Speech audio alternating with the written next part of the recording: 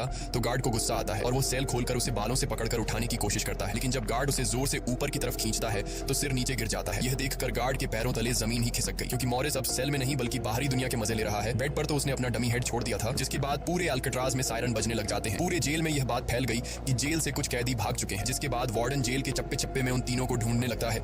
जब वो तीनों जेल के अंदर नहीं मिलते तो वार्डन समुद्र में एक सर्च ऑपरेशन चलाता है। वार्डन को यकीन नहीं होता कि वो तीनों बच निकल गए।